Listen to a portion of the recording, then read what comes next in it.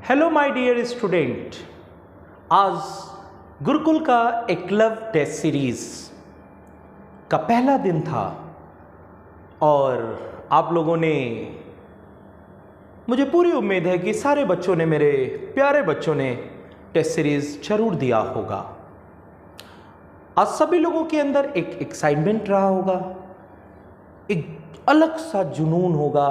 आज हम टेस्ट देने जाएंगे और ये बेटा बिल्कुल आपको उसी तरह का एनवायरनमेंट प्रोवाइड किया गया है जब आप किसी एग्जामिनेशन सेंटर पे जाते हो और एक नई प्लेस पे आपको एग्ज़ाम देने का अवसर प्राप्त होता है। बिल्कुल एक ऐसा ही एटमॉस्फेयर क्रिएट किया गया था। तो मुझे लगता है आप लोग आज एग्ज़ाम के लिए तो एक्साइटेड रहे ही होंगे। एक नया एक्साइटमेंट रहा होगा, नई प्लेस है, नए लोग होंगे, नया रूम होगा, वो क्लासरूम भी नहीं होगा। तो बेटा इसका जो मेन मोटो था आप लोगों को ये इन्वायरमेंट प्रोवाइड कराना, और इस टेस्ट सीरीज के माध्यम से आपके पास जितनी भी गलतियां होती हैं ना एग्जामिनेशन में, आप बोलते हो OMR फिल करने में मिस्टेक हो गया यार, मैं तो पूरा क्वेश्चन पढ़ लिया था लेकिन उसे फिल नहीं कर पाया। एग्जामिनेशन में जाते ही ऐसे क्वेश्चंस मिले कि दिमाग डिस्टर्ब हो गया, फिर आगे पढ़ने का मन ही नहीं किया।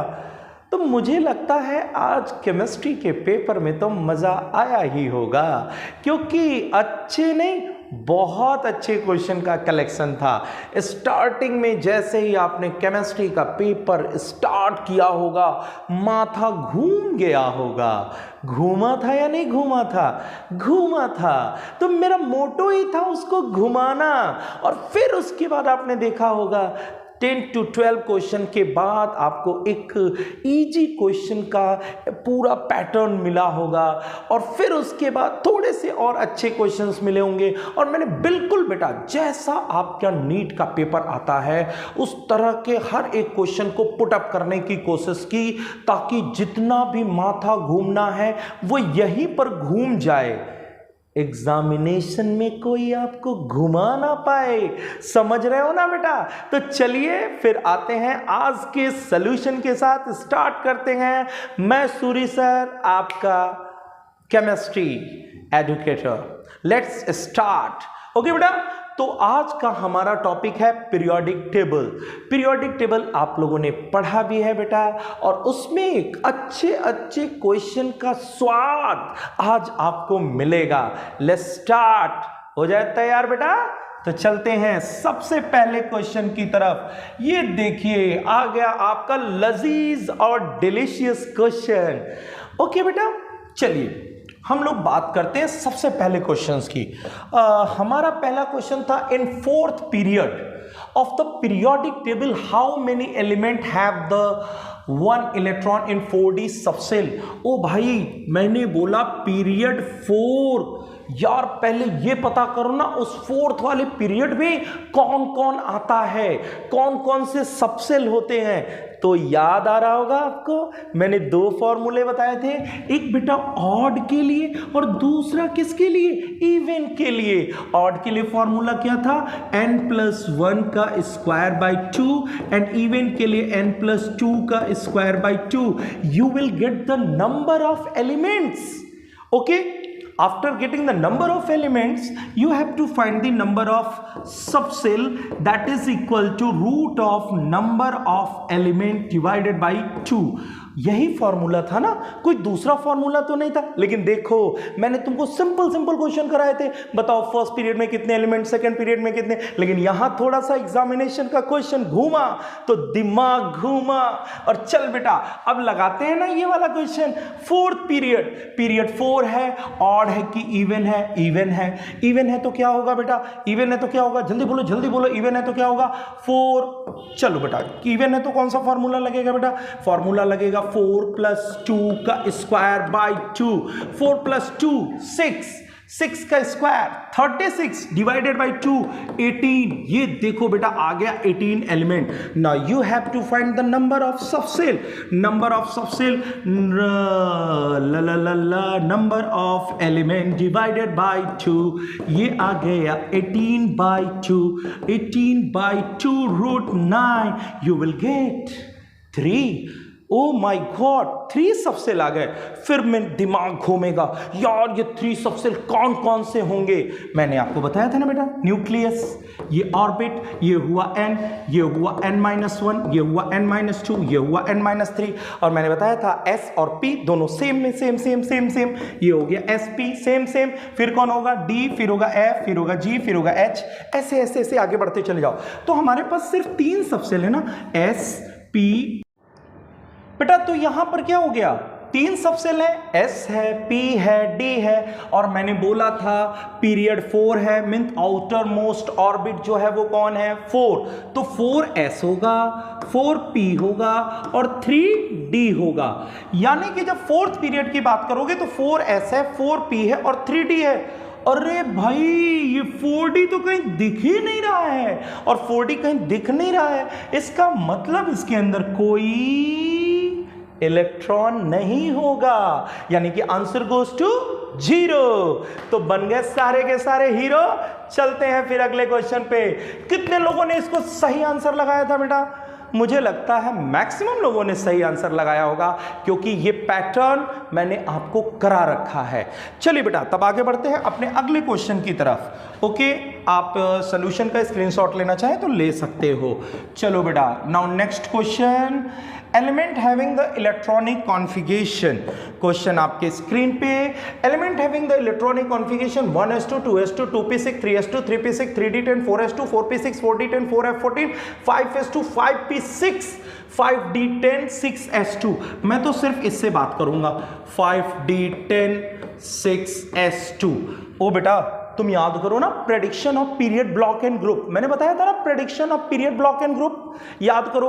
Period is equal to outer most orbit and block last electron enter in subshell. S में गया तो एस ब्लॉक, पी में गया तो पी ब्लॉक, डी में गया तो डी ब्लॉक, एफ में गया तो एफ ब्लॉक। तो चलो ना पता करते हैं इलेक्ट्रॉन गया कहां। और ये यार इलेक्ट्रॉन गया कहां, कैसे पता चलेगा? अरे वेरी सिंपल यार, तुम याद करो ना n+l रूल, n+ रूल लगाया, फटाक से सबसेल को बताया। n, अब पूछोगे n क्या है? ओ भाई n हमारा ऑर्बिट है, और l क्या है? Azimuthal quantum number. Azimuthal quantum number s p d f, l की वैल्यू 0 1 2 3।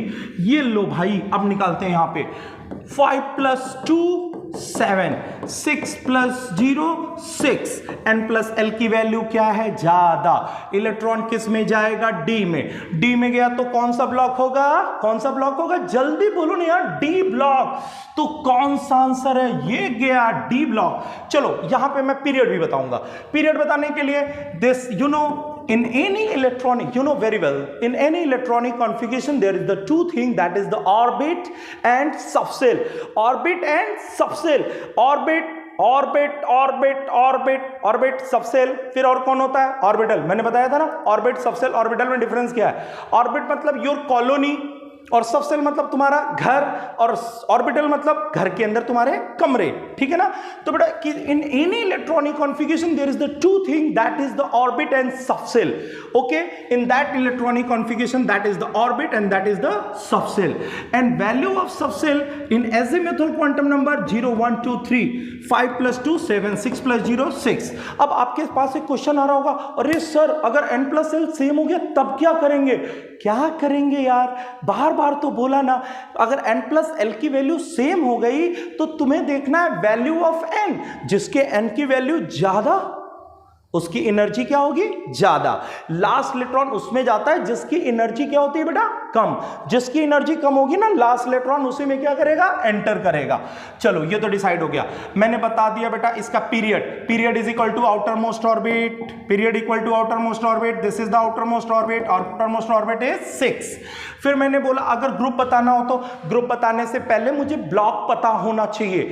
एस ब्लॉक के लिए जितने एस सबसेल में इलेक्ट्रॉन होते हैं ना, वो उसका ग्रुप होता है। पी ब्लॉक के लिए बेटा जितने इलेक्ट्रॉन पी में होंगे ना उसमें जोड़ दो 12, you will gate group. And D के लिए जितने डी में इलेक्ट्रॉन हो उसमें जोड़ दो 2। अब बच्चा ने पूछ लिया सर अगर एफ ब्लॉक आया तो, अरे बाबा एफ ब्लॉक आया तो कुछ नहीं करना यार, एफ में तो 2 लोग हैं, एक को लैंथेनाइट इधर को एक्टिनाइट। लैंथेनाइट 58 to 71, इधर 92 लेके 103, इनका तो कुछ सोचना ही नहीं है। सबसे बड़ा ग्रुप कौन होता है? Third, scandium, yttrium, lanthanum, actinium 4 और 4 लैंथेनाइट, 14 लैंथेनाइट, 14 एक्टिनाइट, टोटल मिला के कितने हो गए? 32 सबसे बड़ा ग्रुप हो गया। इससे बड़ा ग्रुप तो कोई है ही नहीं यार। तो सीधी सी बात निकल के आ गई बेटा। तो चलो इसने मैंने आपको थोड़ा ज्यादा ही बता दिया, पीरियड भी बता दिया, ब्लॉक भी बता दिया, ग्रुप भी बता दिया, क्योंकि ग्रुप बताने के लिए मुझे ब्लॉक पता होना चाहिए। ब्लॉक मेरे को पता चल गया कि इसका ब्लॉक जो है वो डी है, यानी डी ब्लॉक में 2 plus number of electrons in D सब सेल, तो 2 + 10 दैट इज इक्वल टू 12। 12 को बेटा हम लोग बोलते हैं सेकेंड बी, तो आंसर इज डी। चलिए बेटा अब आगे बढ़ते हैं फटाफट, बिना लेट किए हम लोग आगे बढ़ते हैं बेटा। Identify the correct match among the following. एक बार आप लोग फिर से क्वेश्चंस देख लीजिएगा बेटा, इसमें आइडेंटिफाई कर लीजिए, ठीक है। अब फटाफट आते हैं हम लोग। चलिए 53 में आए हम लोग, कह रहे argon 3d10 4s1। 3d10 4s1 कुछ देखा से नहीं लग रहा है यार, कॉपर नहीं दिख रहा है, ये कॉपर था यार, कॉपर 29 याद करो, 3d9 4s1, फिर हो जाता है 3d10 3d9 4s2, ये इलेक्ट्रॉन इसको गया 3d10 और ये हो गया 4s2। यार ये तो डी ब्लॉक है, डी ब्लॉक को नॉर्मल एलिमेंट थोड़ी बोलते हैं, S P block normal and representative element, D block transition element, F block inner transition. ना बाबा ना, ये तो ना होगा। चलो आगे बढ़ते हैं। Xenon 6s2 4f15 5d10 6p3 inner transition element. यार एफ ब्लॉक का जनरल इलेक्ट्रॉनिक कॉन्फ़िगरेशन याद करो ना, n-2 f1 to 14 d 0 और 1। यार एफ ब्लॉक की पहचान तो यही है, डी में 0 या 1 होना चाहिए, डी में 0 या 1 होना चाहिए। ओ माय गॉड, यहाँ D10 है ना बाबा ना, ये एफ ब्लॉक का इनर ट्रांजिशन का कॉन्फ़िगरेशन हो ही नहीं सकता। मैंने क्वेश्चन को देखा, वहां से पहचान डाला तो लाइफ हो गई झिंगा लाला। तो बेटा ये क्या हो गया 5d10 पॉसिबल कोई चांस नहीं है। ये 5d0 होगा या 5d1, d0 या d1 याद रखना, d0 या d1, d0 या d1। अब आगे बेटा हम लोग आगे चलते हैं, इसको भी हटा डाला। फिर आते हैं बेटा 7s2 5f14 6d3 transition element. होगा कि नहीं? मैंने अभी ताजा तुमको बता डाला कि बेटा d0 d1 आएगा तो f ब्लॉक कहलाएगा। यहां पे तो d0 d1 नहीं आया, d3 आया मतलब लास्ट इलेक्ट्रॉन d में जाता है, इसका मतलब d ब्लॉक कहलाता है। तो चलो ना, अपने पास तो एक चीज और है, क्या? n+l बेटा 7 + 0 कितना हुआ 7, 5 + 3 कितना हो गया 8, यहां पर 6 + 2 ये भी क्या हो गया 8। भैया यहां भी 8 यहां भी 8, दोनों हो गए बराबर। अब क्या करना है, n की वैल्यू, ये देखो बेटा n की वैल्यू कितनी है 6, मतलब लास्ट इलेक्ट्रॉन हमारा किस में गया, डी ब्लॉक बोले तो transition element. Inert gas element तुरंत हटा दो, क्योंकि इनर्ट गैस में आउटर मोस्ट शेल में NH2 NP6 ये होता है जनरल इलेक्ट्रॉनिक कॉन्फ़िगरेशन। तो बोलिए बेटा इसका आंसर क्या जाएगा, सी। आंसर क्या जाएगा बेटा, सी। कितने लोगों ने इसका सी आंसर मारा था? जितने लोगों ने सी आंसर मारा था उनको मिलते हैं +4, और जिसने मारा सी के अलावा माइनस। चल बेटा आगे बढ़ते जल्दी करते, आगे बढ़ते। ओ माय गॉड, ये देखो ये आ गया atomic number of element having the maximum number of unpaired electron in 3p। पहले तो बताओ 15 मतलब कौन है, phosphorus, arsenic, 11 sodium and 24 this is the chromium 3d5 4s1 and 3s1 and 33 आप जानते हो ना, nitrogen, phosphorus, arsenic, antimony, bismuth. General electronic configuration NS2 NP3. This is 2s2 2p3. This is 3s2 3p3. This is 4s2 4p3. बेटा atomic number 7. बीच का gap कितना होता है 8. ये हो गया 15. बीच का गैप कितना होता है 18. ये आ गया बेटा 33. 33 वाला कौन है? ये आर्सेनिक है. इसका कॉन्फ़िगरेशन 4s2 4p3 और इसका क्या होएगा बेटा 3s2 3p3. अब देखो ना, पूछा मेरे से p में, कौन से p में? 3p में maximum number of unpaired electron कितने हैं? 3. आंसर माटा खटाक से क्या आ गया? ए. चलो भाई चलो, जल्दी से आगे बढ़ो. अब ये आ गया विच of the following is liquid non metal. अरे यार मेटल की बात करते ना तो फिर कुछ सोचते भी, कॉपी में लाइन पे नहीं लिखवा रखा है ओनली नॉन मेटल. एक ही तो है यार हमारा ओनली नॉन मेटल, वो कौन है? ब्रोमीन. कौन है बेटा? ब्रोमीन. ओनली नॉन मेटल जो है बेटा हमारा कौन सा है? ब्रोमीन. तो चलिए बेटा ओनली नॉन मेटल ब्रोमीन है, इसमें ज़्यादा कुछ सोचना ही नहीं है और इसे खट्टाक से आंसर लगा देना है. तो ओनली नॉन मेटल में कौन हो गया बेटा?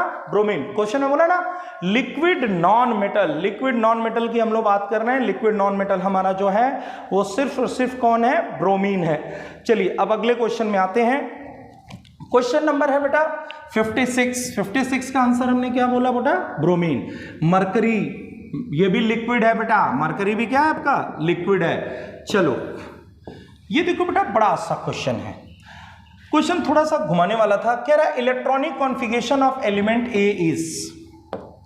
सबसे पहले ना बेटा आप इस चीज को पकड़ो, ये कॉन्फ़िगरेशन कौन सा दिया हुआ है. देखने में लग रहा है 7s2 7p3. यार ये 7th पीरियड है. पीरियड इसका क्या होगा? 7. याद करो बेटा मैंने तुमको prediction of period block and group में एक कॉन्सेप्ट बताया था कि 103 के बाद 104 105 6 7 8 9 10 11 12 13 14 15 16. अगर मेरे को लिखा हो 115 तो इसका मतलब ग्रुप इसका क्या हुआ? 15. ब्लॉक क्या हो गया? P block. इतना तो तुमको याद आ रहा है ना. तो बेटा ये जो 7 है 7p3 है ना, ये 15 ग्रुप का एलिमेंट है. पहली बात तो ये समझो, ये हुआ तुम्हारा इलेक्ट्रॉनिक कॉन्फ़िगरेशन है. ये है बेटा 115 और 115 तुम्हारे कौन से ग्रुप में आएगा? 15. और ये कौन सा है? 14. ये कौन सा है? 13. और 13 के बाद ये तुम्हारा 12. अब तुम यहीं से काउंट करते चले जाओ. ये 115 हुआ बेटा. 115 के ऊपर ये क्या होगा? 83. 82 के बगल में 83 के बगल में कौन होएगा? 82. 82 तुम्हारा कौन है बेटा? लेड है. लेड जो होता है वो एम्फोटेरिक होता है. फिर अगर हम लोग बात करें 14 ग्रुप में 82 के ऊपर यहां पर आएगा बेटा 50. इसका मतलब ये हो गया तुम्हारा 49. 49 इज इंडियम. और 49 के ऊपर की बात करें ना बेटा तो ये आ जाएगा 31. 31 से पहले क्या होगा? 30. 30 का मतलब क्या हो गया? जिंक. तो बेटा इस क्वेश्चन में देखो ना थोड़ा सा दिमाग लगाना था और तुम्हें पहचानना था कि कौन कौन से एलिमेंट हैं. अब जैसे देखो मैं सब पहचान चुका हूं, अब सारे स्टेटमेंट में बोलूंगा. A is the next discovered element of the nitrogen family. सही बोल रहा है, सही बोल रहा है. ये नाइट्रोजन फैमिली का ही है बाबा. फिर कह रहा बी इज एम्फोटेरिक. अरे बिल्कुल सही बोला यार. लेड हो गया, टिन हो गया, एल्यूमिनियम हो गया, ये सब के सब एम्फोटेरिक है. ओ भाई ये भी सही हो गया. फिर देखो A is the non transition element. ओ भाई सही बात है, ये नॉन ट्रांजिशन एलिमेंट है, पी ब्लॉक का एलिमेंट है. C is radioactive element. भैया सी कौन है? इंडियम. इंडियम बोरॉन फैमिली का है. बोरॉन फैमिली का है तो क्या ये रेडियो एक्टिव एलिमेंट होगा? जी नहीं, ये रेडियो एक्टिव एलिमेंट नहीं है. तो सीधा सीधा आंसर इसका आपने क्या मारा बेटा? सी. चलिए आगे बढ़ते हैं फटाफट. ओ जी, which of the following element can not be accommodate in the present form of periodic table. पहली बात तो ये देखो ना बेटा, जो हम लोग पीरियोडिक टेबल पढ़ रहे हैं ना, कुछ एम ही है हमारा पीरियोडिक टेबल. और हम जानते हैं कि सबसे लास्ट मेरा 118 आया. 118 के बाद 119 आ जाएगा. 119 के बाद 120 आ जाएगा. यार 120 तक ना तो ये समझ में आता है कि ये 8th पीरियड में एकोमोडेट हो जाएगा, लेकिन इसके बाद जो भी आएगा ना उसके बारे में हम कुछ भी प्रेडिक्ट कर ही नहीं सकते हैं, तो यहां से सीधे मारेंगे, इसका आंसर क्या हो जाएगा 126। चलो बिना लेट किए आगे बढ़ो बेटा। यहां पे देखो बेटा आपके क्वेश्चन में थोड़ी सी मिस्टेक थी, आपको पता होगा 4D 5D, this is 5D। यहां पर देखो बेटा थोड़ी सी मिस्टेक हो गई थी, जो 5P नहीं है वो क्या है 5D है, आपको करेक्ट कराया गया होगा बेटा। पहले तो 4D 5D 5F और 6P, इनको डिक्रीजिंग ऑर्डर ऑफ एनर्जी रखना है, तो 4+2 5+2 5+3 एंड 6+1, ये हुआ 6, ये हुआ 7, ये हुआ 8 और ये हुआ 7। बेटा n+l की वैल्यू इसकी क्या है ज्यादा, तो ये हो गया 5F। उसके बाद हमें देखना है इसकी भी वैल्यू 7 और इसकी भी वैल्यू 7 है, तो फिर देखेंगे किसके n की वैल्यू क्या है ज्यादा, तो ये हो गया 6P। 6P के बाद फिर कौन आएगा 5D, फिर लास्ट में कौन आएगा 4D, तो this is not P, this is D and answer goes to first. बेटा सिंपल देखिए, मैंने आपको बोला n+l की वैल्यू अगर आप कैलकुलेट करना चाहते हो ना, तो n ऑर्बिट है, l एजिमुथल क्वांटम नंबर है, और इन दोनों को जोड़ के आप वैल्यू पता कर सकते हैं। तो देखिए बेटा n+l वैल्यू का अच्छा खासा यूज हम लोगों ने किया है। अब जैसे देखिए बेटा यहां पर जो है in which of the following Z effect increases by 0.65, carbon और ऑक्सीजन, आप जानते हैं कार्बन और ऑक्सीजन ग्रुप में जो है कि जेड इफेक्ट कितना इंक्रीज करता है। जेड इफेक्ट की बात करेंगे तो कार्बन नाइट्रोजन ऑक्सीजन। बेटा पहली बात सुन लो, सेकंड पीरियड और थर्ड पीरियड में सिग्मा की वैल्यू कैलकुलेट करने के लिए 0.35 ऐड करिए और जेड इफेक्ट निकालने के लिए 0.65, ठीक है। फिर उसके बाद हम लोग कहते हैं देखिए ये सेकंड पीरियड का हो गया, ये थर्ड पीरियड का हो गया, तो यहां तो गायब हो गया। टाइटेनियम में बेटा क्या होता है, स्टार्टिंग में ना जो होता है आपका 0.15 ऐड किया जाता है, लेकिन कॉपर से जिंक की बात करेंगे तो एक्सेप्शनल केस है बेटा, यहां पर हो जाएगा कॉपर टू जिंक। चलिए अब देखिए बेटा अगला, which of the following statement is incorrect, इसमें कौन सा स्टेटमेंट जो है इनकरेक्ट है। According to Slater rule Z effect increases by point is correct 0.65 across any period. Any period तो नहीं है बेटा, अभी मैंने बताया सेकंड और थर्ड में होगा, सेकंड और किस में होगा, सेकंड और थर्ड में होगा, लेकिन डी ब्लॉक में 0.35। According to Slater rule Z effect remain constant from lithium to caesium, ना बेटा लिथियम टू सीजियम नहीं होगा, लिथियम और सोडियम में चेंज होता है। उसके बाद according to Slater rule variation of Z effect increases irregular, सही बात है बेटा। अभी आप इसके पहले वाले क्वेश्चन में ही आपने देखा था बेटा कि जो इफेक्ट था चेंज था वो क्या था बेटा, इररेगुलर था। चलिए आगे बढ़ते हैं, फिर थ्योरेटिकल क्वेश्चन था बिल्कुल बेटा। Correct order of the atomic radii, आपको याद है बेटा ये सब क्वेश्चन कॉपी में कराया, बोरॉन, एल्यूमिनियम, गैलियम, इंडियम और थैलियम। मैंने आपको बताया था बेटा एल्यूमिनियम और गैलियम। एल्युमिनियम एंड गैलियम में जब आप एल्युमिनियम से गैलियम में आते हो तो 18 इलेक्ट्रॉन 18 प्रोटॉन बढ़ते हैं, अट्रैक्शन बढ़ता है, जेड इफेक्ट बढ़ता है, लेकिन डी सबसेल के पुअर स्क्रीनिंग इफेक्ट होने की वजह से, जिसको हमने नाम दिया था क्या, ट्रांजिशन कॉन्ट्रैक्शन, जिसको क्या नाम दिया था बेटा हमने, ट्रांजिशन कॉन्ट्रैक्शन। तो इस वजह से जो है बेटा आपका जो है इसका आंसर जो होएगा वो सी होगा, बोरॉन फिर एल्युमिनियम गैलियम, ठीक है ना, क्योंकि यहां पे क्या लग रहा है आपका ट्रांजिशन कॉन्ट्रैक्शन। ओके चलिए बेटा फिर आगे बढ़ते हैं, boron, aluminium, gallium, indium, thallium के बाद अगला क्वेश्चन देखिए, विच of the following have the smallest, ये बहुत ही अच्छा क्वेश्चन है बेटा, डाटा बेस्ड क्वेश्चन है। मैं आपको बता देना चाहता हूं हाइड्राइड आयन की साइज छोटी है, लेकिन याद रखिएगा बेटा एक्सपेरिमेंटल डाटा बेस पे हाइड्राइड आयन की साइज बहुत बड़ी होती है, और इसमें सबसे स्मॉलेस्ट जो होगा आपका फ्लोराइड आयन होगा, सबसे स्मॉलेस्ट जो है वो फ्लोराइड आयन है, ठीक है। चलिए आगे बढ़ते हैं बेटा, correct order of the radius of the element silicon, aluminium, sodium and, पहले देखो बेटा sodium, magnesium, aluminium, silicon, phosphorus.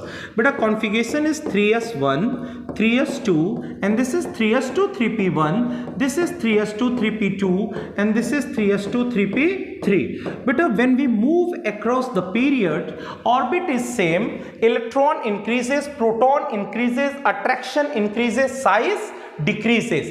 इस हिसाब से अपन बोलेंगे तो सबसे बड़ा कौन होगा, सोडियम होगा, फिर मैग्नीशियम, फिर aluminium, then silicon, then phosphorus. इस हिसाब से बेटा अगर चेक करोगे तो फिर तुम्हारा आंसर जो है वो हो जाएगा B, phosphorus, silicon, aluminium, then sodium. Answer C is correct.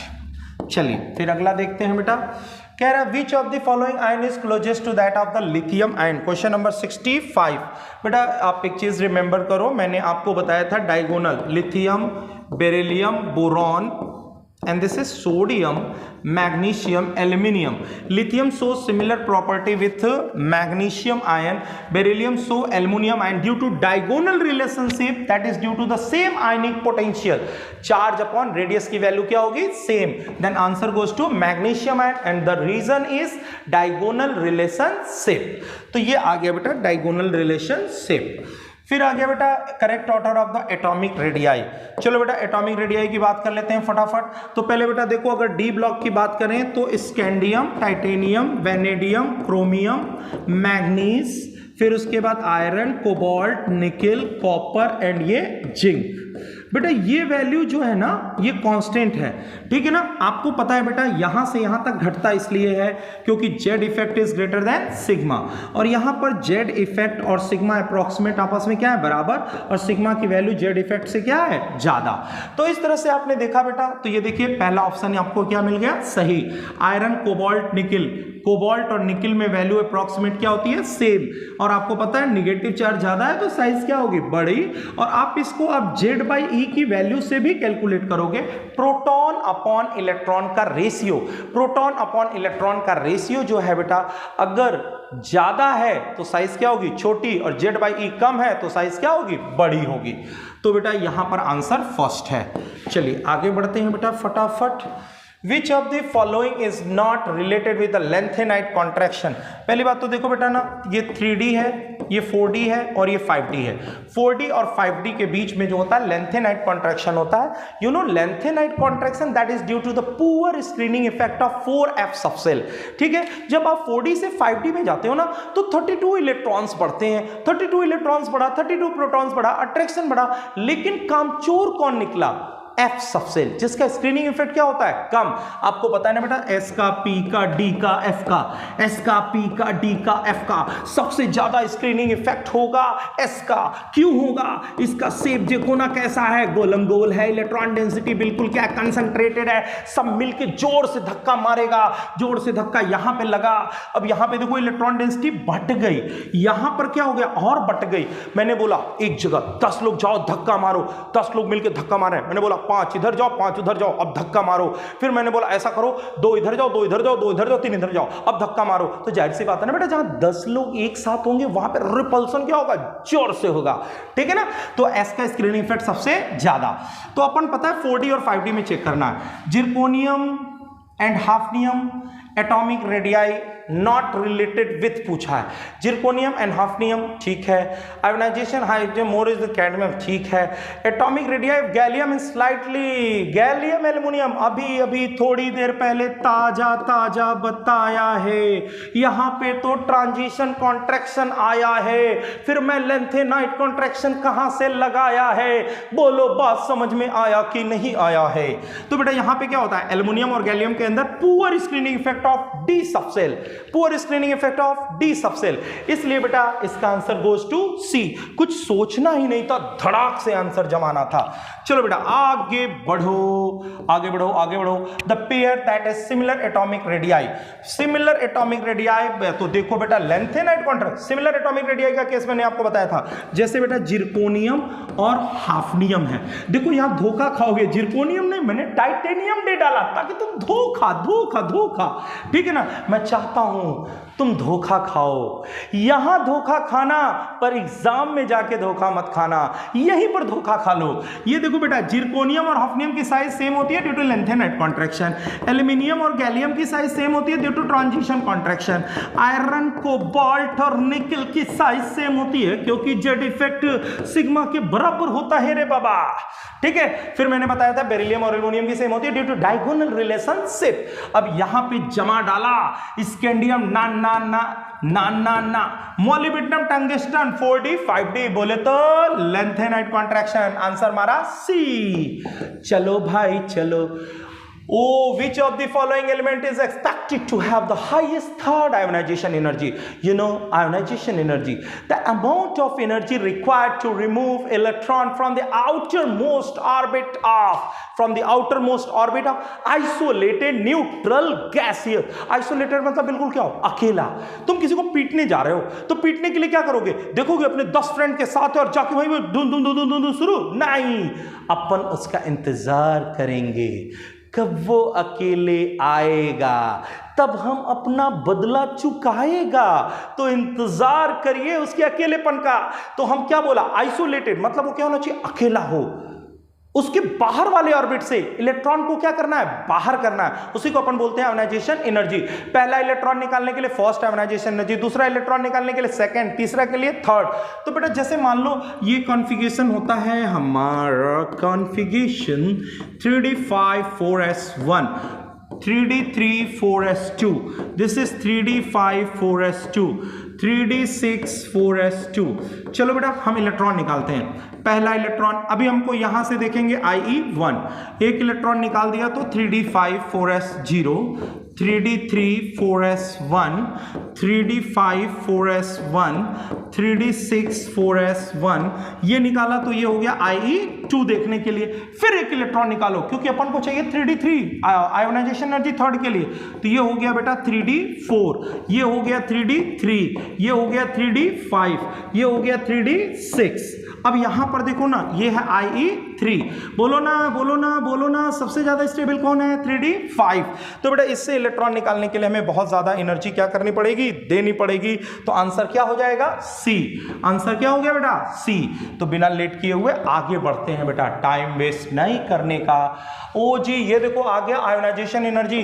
अरे यार ये सब क्वेश्चन के लिए तो तुम्हारे पास ब्रह्मास्त्र है। अरे ब्रह्मास्त्र, ये कौन सा ब्रह्मास्त्र, जी नहीं वो रणबीर कपूर वाला ब्रह्मास्त्र नहीं, सूर्य सर का ब्रह्मास्त्र, एक बार मार डाला तो फिर कोई ना बच पाएगा, वो वाला ब्रह्मास्त्र, आयोनाइजेशन एनर्जी का ब्रह्मास्त्र। एक बार बोलो तो, एक बार मंत्रोच्चारण करिए, 11/22/435, 11/22/435। ये क्या है भाई, ये क्या है, ये SP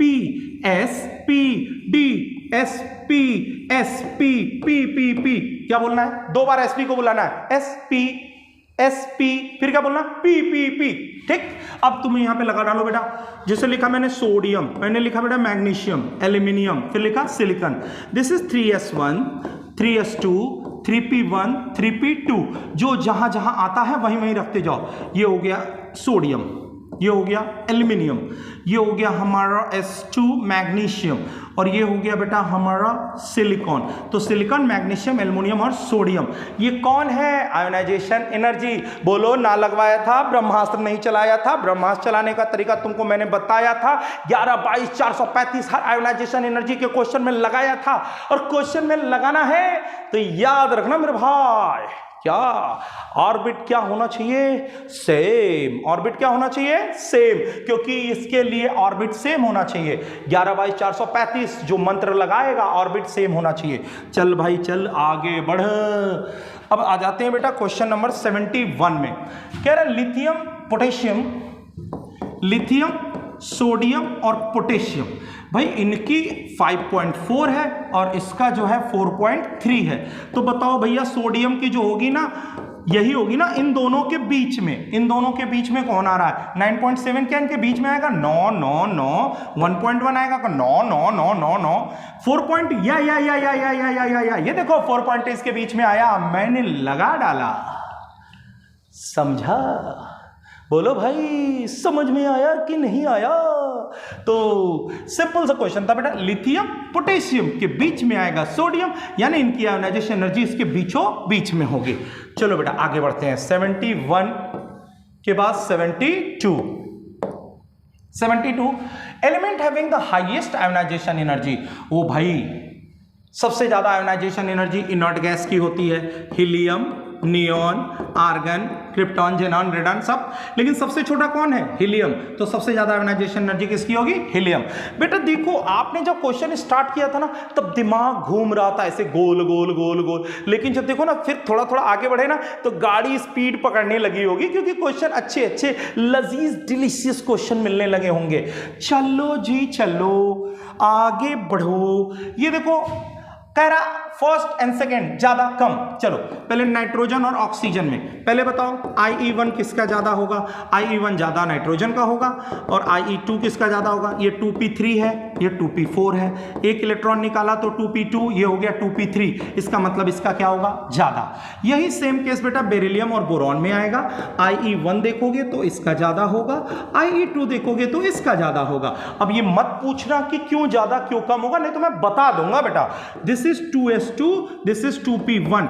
एक इलेक्ट्रॉन निकाला तो 2s1, ये हो गया 2s2। यही सेम केस क्रोमियम मैग्नीज में भी इलेक्ट्रॉनिक कॉन्फ़िगरेशन निकाल के देखोगे तो बेटा आ जाएगा, ये फर्स्ट इसका ज्यादा होगा, सेकंड इसका ज्यादा होगा। इस तरह से आंसर जाएगा ऑल ऑफ एबव। भैया ऑल इज बैड। चलो भैया चलो, आगे बढ़ो। क्वेश्चन आ गया, 4 consequence element of the second period, 8.3, 11.3, 14.5 and 13.6। देखो भाई, कुछ ना कुछ हो, अगर सडन यहां पर आयोनाइजेशन एनर्जी बढ़ी है और फिर घटी है, तो इसका मतलब यहां पर कोई स्टेबल कॉन्फ़िगरेशन वाला आया है। और बीचों बीच में स्टेबल कॉन्फ़िगरेशन वाला कौन आता है भैया? नाइट्रोजन ही आता है। तो जाहिर सी बात है, नाइट्रोजन का जो इलेक्ट्रॉनिक कॉन्फ़िगरेशन होगा वो 14.5 होगा, क्योंकि आपको पता है ये नाइट्रोजन होगा, ये ऑक्सीजन होगा, और इसके पहले आप देख सकते हो, ठीक है ना, carbon nitrogen, oxygen, fluorine. Carbon का ही एक्सेप्शनली क्या होगा? हाई होगा, क्योंकि हाफ फिल्ड कॉन्फ़िगरेशन और आयोनाइजेशन एनर्जी क्या होगी बेटा? ज्यादा। ये देखो यार, ये तो वही क्वेश्चन आ गया, IE1, IE2, IE3, ठीक है। अब ये पहले बताओ valence electron, IE1, IE2, IE3, ये हो गया 7 इलेक्ट्रॉन वोल्ट, ये है 12 इलेक्ट्रॉन, 12.5 इलेक्ट्रॉन वोल्ट, 42.5। अरे यार, पहला आसानी से निकला, दूसरा आसानी से निकला, तीसरा आसानी से नहीं निकल रहा है, बहुत ज्यादा एनर्जी देनी पड़ रही है, बहुत ज्यादा एनर्जी देनी पड़ रही है। इसका मतलब क्या? 2 इलेक्ट्रॉन आसानी से निकल गए। 2 इलेक्ट्रॉन निकलने के बाद कॉन्फ़िगरेशन स्टेबल हो गया, और जब कॉन्फ़िगरेशन स्टेबल हो गया तो इसका मतलब कि इसके वैलेंस इलेक्ट्रॉन कितने हैं? 2। This is the alkaline earth metal. अगर ये बेटा एल्कलाइन अर्थ मेटल हो गया तो वैलेंसी इसकी कितनी हो गई? Oxidation state 2। चलो भैया चलो, second ionization energy of lithium, beryllium and boron. बहुत अच्छा क्वेश्चन है, फटाफट देखिए। लिथियम है, बेरिलियम है, बोरॉन है। Configuration 2s1, this is 2s2, 2s2, 2p1। ये हो जाएगा बेटा, एक इलेक्ट्रॉन निकालने के बाद 1s2, 2s1, और ये हो गया 2s2। अब देखा जाए बेटा तो इसका कॉन्फ़िगरेशन स्टेबल होगा। स्टेबल है तो कौन है? लिथियम। उसके बाद फिर कौन होगा? बोरॉन। फिर कौन होगा? बेरिलियम। यानी lithium, boron and beryllium. Question number 76 का आंसर हो गया बेटा बी। चलिए बेटा फटाफट आगे बढ़िए बिना time. Question number 77. The process required absorption of energy. To which of the following element attachment of electron is most difficult? 77. Okay 77। Okay बेटा, अब बोल रहा है अटैचमेंट ऑफ इलेक्ट्रॉन, मुझे इलेक्ट्रॉन देना है। मैं सिंपल, हमसे पूछा जाता है इलेक्ट्रॉन गेन एंथैल्पी। बेटा ये नियॉन है, ठीक है ना। जैसे याद करो एक सिंपल सी बात, ये नियॉन है जिसका S भी भरा होता है, P भी भरा होता है, इसका हाफ फील्ड होता है, ये P4 होता है। पहले तो इधर देखो बेटा ना, क्या है कि जो जितना ज्यादा स्टेबल होगा, मेरी बात सुनो ध्यान करो, मैंने आपको बताया था जो कॉन्फ़िगरेशन जितना ज्यादा स्टेबल होता है उसकी इलेक्ट्रॉन लेने की टेंडेंसी उतनी क्या होती है? कम होती है। जो जितना ज्यादा घर से खा के आया होता है, अगर उसको मैं रसोमलाई खिलाऊं तो क्या वो खाएगा? जी नहीं, बिल्कुल नहीं खाएगा। यहां तक भर गया हो तो मैं यहां तक बिल्कुल खा के आया हूं, यहां तक एकदम टॉप ऑफ दी सोफे का एकदम लबालब भरा हुआ। आप मेरे को बोलो ये लो सर एक रसमलाई खाओ, नहीं खाएगा। खाएगा तो सब बाहर आ जाएगा, तुम्हें नहीं खाएगा, वो इसी की कंडीशन है। एस भी बड़ा पी भी बड़ा, बोलो खाओ, बोलेगा नहीं मैं नहीं खाता। नाइट्रोजन, हाँ हाफ पेट खा के आया, फिर मैं बोलूं अरे भाई खा लो, कुछ खा लो, बहुत ज्यादा प्रेशर दिया, नहीं मन नहीं है, नहीं खाऊंगा, लेकिन मैंने प्रेशर फिर भी दे दिया, तो बोल लो भाई खा लेते हैं, तो फिर ये इसने खा लिया, ठीक है। तो ये हो गया बेटा, यानी कि सबसे ज्यादा डिफिकल्ट जो इलेक्ट्रॉन लेने में होगा वो नियॉन को होगा। इलेक्ट्रॉन गेन एंथैल्पी इसकी सबसे कम है क्योंकि कॉन्फ़िगरेशन सबसे ज्यादा स्टेबल है।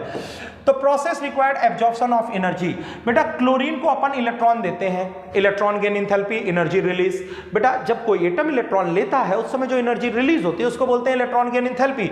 यहां पे भी इलेक्ट्रॉन गेन एंथैल्पी ये भी लेगा आसानी से, लेकिन यहां पर देखिए नाइट्रोजन के केस में क्या है, नाइट्रोजन स्टेबल कॉन्फ़िगरेशन है, वो आसानी से इलेक्ट्रॉन लेना नहीं चाहता है, इसीलिए बेटा इसका आंसर हो जाएगा ए। 78 के बाद अगला देखिए, arrange nitrogen, oxygen and sulphur in correct electron gain enthalpy. पहले तो ये बताओ ना, नाइट्रोजन और ऑक्सीजन में किसका ज्यादा होगा? ऑक्सीजन का ज्यादा होगा। ऑक्सीजन और सल्फर में किसका ज्यादा होगा? सल्फर का ज्यादा होगा। तो सीधा सा आंसर इसका बेटा आ गया, ज्यादा कुछ सोचना ही नहीं है, सबसे ज्यादा सल्फर, फिर ऑक्सीजन और फिर कौन हो गया? नाइट्रोजन। ये सब इजी क्वेश्चन थे आपका मूड बनाने के लिए, ये देखिए आपका मूड बन गया। फिर अगला क्वेश्चन आता है बेटा, the element having the highest ionisation energy but zero electron gain enthalpy. खोजो बेटा खोजो, कॉन्फ़िगरेशन कौन स्टेबल है, कौन घर से पूरा खा के आया है। जो पूरा खा के आएगा उसकी इलेक्ट्रॉन लेने की टेंडेंसी ना होगी। मिल गया हीलियम, मिल ही गया मुझे, मिल गया। कौन मिल गया जी? हीलियम मिल गया। उसका कॉन्फ़िगरेशन क्या है? स्टेबल है, तो इलेक्ट्रॉन लेगा नहीं लेगा, लेकिन अगर इलेक्ट्रॉन निकालना हुआ तो बहुत ज्यादा एनर्जी देनी पड़ेगी, तब जाके इलेक्ट्रॉन निकलेगा रे भाई। चलो चलो चलो आगे बढ़ो। ओ भाई ये क्या आ गया, ये क्या आ गया, ये कौन है? मुझे क्या पता कौन है। चलो, विच of the following transformation required the least energy.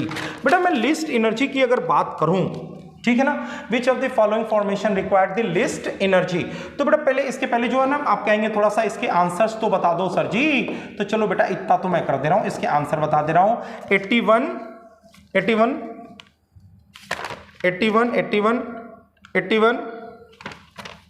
बोलो भैया 81।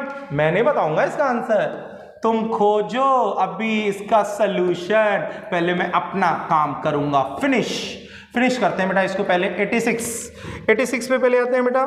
86 में पूछा विच of the following transformation require least energy. बेटा सबसे पहली बात तो देखो यहां हो क्या रहा है। पहली चीज तो बेटा ये यहां से इलेक्ट्रॉन निकाल रहा है, ठीक है। आप एक कॉन्सेप्ट याद करो, मैंने बताया था m अगर इलेक्ट्रॉन लेता है और m माइनस बनाता है तो इसकी जो होगी इलेक्ट्रॉन गेन एंथैल्पी वो इसके आयोनाइजेशन एनर्जी के बराबर होगी। यानी हम इसका चेक कर लेते हैं पहले, इलेक्ट्रॉन गेन एंथैल्पी किसकी कम है। तो देखो फ्लोरीन है, फास्फोरस है, सल्फर है, क्लोरीन है। सबसे कम फास्फोरस की मिनिमम इलेक्ट्रॉन गेन एंथैल्पी होगी। अगर इसकी मिनिमम इलेक्ट्रॉन गेन एंथैल्पी होगी तो बेटा इसकी मिनिमम आयोनाइजेशन एनर्जी होगी। अगर मिनिमम इलेक्ट्रॉन गेन एंथैल्पी है तो इसकी मिनिमम आयोनाइजेशन एनर्जी है। Then answer goes to B, simple concept. 86। अब देखिए in the process F to F minus, वही क्वेश्चन जो कॉन्सेप्ट मैंने बताया बेटा, F से अगर F माइनस बनता है तो बेटा F की इलेक्ट्रॉन गेन एंथैल्पी और इसकी ionization energy is equal to electron affinity of F, सही है, is equal to ionization energy of, सही है। और अगर F और F माइनस में आयोनाइजेशन एनर्जी की बात करें तो इसकी आयोनाइजेशन एनर्जी भी क्या होगी? ज्यादा। Answer goes to all the F, all of this. कह रहा बेटा UUE, पहले तो देखो UUE 119 कहाँ जाएगा बेटा? आपको पता है ये 118 यानी 18वें में जाता है, तो 119 किस में आएगा बेटा? फर्स्ट ग्रुप में। फर्स्ट ग्रुप बोला तो ये क्या होगा? एल्कली मेटल होगा। अगर एल्कली मेटल है तो क्या होता है? Li2O, Na2O, K2O, यानी कि सिंपल सा फॉर्मूला आ गया। 89 का सीधे हो गया बेटा हमारा बी। चलिए आगे बढ़ते हैं बेटा फटाफट बिना लेट किए। If one orbital can accommodate 3 electron the total number of element. बेटा ये क्वेश्चन मैंने आपको पहले ही बताया था, अगर पीरियड 4 है तो 4 + 2 का स्क्वायर डिवाइडेड बाई 2, ये आ गया 18, और 18/2 कितना होता है बेटा 9, 9 का रूट लिया तो आ गया 3 का मतलब s हो गया, p हो गया, d हो गया। s में एक ऑर्बिटल है, p में 3 ऑर्बिटल है, और d में कितने ऑर्बिटल 1 2 3 4 5, यानी 5 3 8 1 9, टोटल ऑर्बिटल कितने हो गए 9। अब हमसे क्वेश्चन में बोल रहा है एक ऑर्बिटल में अगर 3 इलेक्ट्रॉन हो तो 9 ऑर्बिटल में कितने होंगे 27। The answer goes to 27। चलो बेटा फटाफट आगे बढ़िए। 91 और 92 दोनों एक साथ देख लेंगे बेटा। देखो पहली बात तो देखिए, फर्स्ट आयोनाइजेशन एनर्जी हमेशा ज्यादा होती है, ये तो सबको पता है। फर्स्ट आयोनाइजेशन एनर्जी से ज्यादा सेकंड आयोनाइजेशन एनर्जी होती है, क्योंकि जब किसी एलिमेंट से आप लगातार इलेक्ट्रॉन निकालते चले जा रहे हैं तो जैसे जैसे आप इलेक्ट्रॉन निकालते जाओगे आयोनाइजेशन एनर्जी कॉन्टिन्यूअस बढ़ती जाती है। इस हिसाब से बेटा देखिए, अगर फर्स्ट आयोनाइजेशन, सबका फर्स्ट आयोनाइजेशन एनर्जी दिया हुआ, फर्स्ट आयोनाइजेशन एनर्जी बहुत ज्यादा है, इसका मतलब कि ये जो है हमारा वो इनर्ट गैस है। पहली बात तो ये पकड़ में आया बेटा, इनर्ट गैस है। फिर यहां पर देखा मैंने फर्स्ट आयोनाइजेशन एनर्जी कम है, इसका मतलब ये एल्कली मेटल है। यहां से पकड़ में तो यही आया, कम वाला एल्कली होगा, ज्यादा वाला इनर्ट गैस होगा। विच of the following form the stable mx। mx मतलब x माइनस मतलब m+1 होना चाहिए, m+1 मतलब ये क्या होना चाहिए एल्कली मेटल। तो आंसर गोज टू Q। चलिए अगला था बेटा, इसी में आयोनाइजेशन एनर्जी PQRS दिया हुआ है, पूछा आपसे नोबल गैस मैंने बता दिया था बेटा। 92 का आंसर क्या होगा B, ये वाला होगा बेटा A, सॉरी 92 का आंसर P। क्यों P है, क्योंकि पहली आयोनाइजेशन एनर्जी सबसे ज्यादा किसकी होती है नोबल गैस की। अतः विच of the following is least reactive. बेटा सबसे कम रिएक्टिव कौन होगा 93। अब आप बताओ लिथियम, सोडियम, पोटेशियम, रूबिडियम, ये देखिए इजी क्वेश्चंस थे। लिथियम ऊपर, क्योंकि उसकी आयोनाइजेशन एनर्जी क्या है ज्यादा, आयोनाइजेशन एनर्जी ज्यादा है। ठीक, आगे बढ़ते हैं। विच of the following anion is least stable. बेटा इसका भी कॉन्सेप्ट मैंने आपको बताया था, जैसे देखो Li इलेक्ट्रॉन लेकर बनाया L-1, फिर उसके बाद बोरॉन इलेक्ट्रॉन लेकर बनाया B-1, बेरिलियम इलेक्ट्रॉन लेकर बनाया Be-1, फ्लोरीन इलेक्ट्रॉन लेकर बनाया F-1। अब मुझे ये बताओ, ये लीस्ट स्टेबल हो, मैंने आपको बताया था जिस एनायन के फॉर्मेशन में जितनी ज्यादा एनर्जी रिलीज होती है वो उतना ज्यादा स्टेबल होता है। उल्टा बोलो, जिसके फॉर्मेशन में सबसे कम एनर्जी रिलीज होगी वो उतना कम स्टेबल होगा। तो पहली बात तो बेटा ये स्टेबल कॉन्फ़िगरेशन है 2s2, इसकी इलेक्ट्रॉन गेन एंथैल्पी क्या है कम, इलेक्ट्रॉन गेन एंथैल्पी कम मतलब एनर्जी रिलीज जो है वो क्या हो गई कम, एनर्जी रिलीज कम है, एनर्जी रिलीज कम है मतलब ये एनायन क्या होगा least stable. Answer goes to C। चलिए बेटा आगे बढ़ते हैं। Which order is correct. बेटा oxygen and fluorine, oxygen and fluorine की बात कर लो। ऑक्सीजन एंड फ्लोरीन देखो बेटा, on the basis of bonding radii are classified into the 3 category, covalent radii, metallic radii and van der Waals radii. You know the covalent radii ऐसे दो atom जिनके बीच कोवेलेंट बॉन्ड का formation हो, उन दोनों के न्यूक्लियस के बीच के दूरी का आधा, उसको बोलते हो बेटा आप covalent radii. Half of the internuclear distance between two covalently bonded atom, half of the internuclear distance between two adjacently placed atom that is the metallic radii, and half of the internuclear distance between two non bonded atom जिनके बीच किसी bond का formation ना हो। Bond क्यों बनता है बेटा, अपनी स्टेबिलिटी को गेन करने के लिए। मैं स्टेबिलिटी गेन नहीं करूंगा, क्यों नहीं करूंगा, क्योंकि मेरा ऑक्टेट क्या है पूरा, मेरा ऑक्टेट पूरा है। तो इस हिसाब से अपन क्या बोलेंगे, देखो देखो देखो देखो जल्दी देखो भाई, कोवेलेंट रेडियाई ऑफ ऑक्सीजन, सही बात है, ऑक्सीजन इज ग्रेटर देन क्या होगा फ्लोरीन, ज्यादा इलेक्ट्रॉन ज्यादा प्रोटॉन ज्यादा अट्रैक्शन।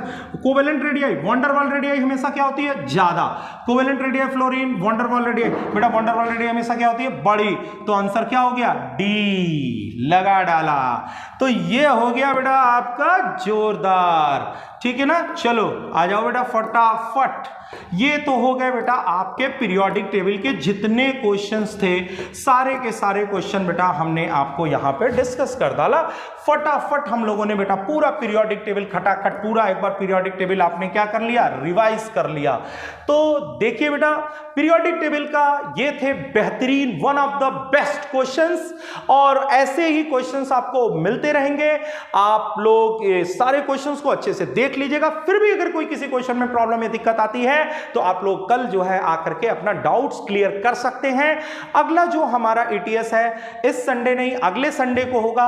ये मैसेज उन सभी बच्चों के लिए है जो कहीं और भी पढ़ते हैं या घर पे बैठ के तैयारी कर रहे हैं या ऑनलाइन क्लासेस कर रहे हैं, कुछ भी आप कर रहे हो बेटा, लेकिन आप गुरुकुल का टेस्ट देना चाहते हो तो बहुत ही लेस प्राइस में ये टेस्ट सीरीज जो है आपको अवेलेबल हो जाएगी। एक बार आप ऑफिस पे आइए, कंसल्ट करिए और आप ये टेस्ट दीजिए, और इतने ढेर सारे मोर देन 1000 स्टूडेंट जो अच्छे बच्चों हैं उसमें अपने आप को इवेलुएट करिए और बेस्ट रैंक इस सिटी से दीजिए।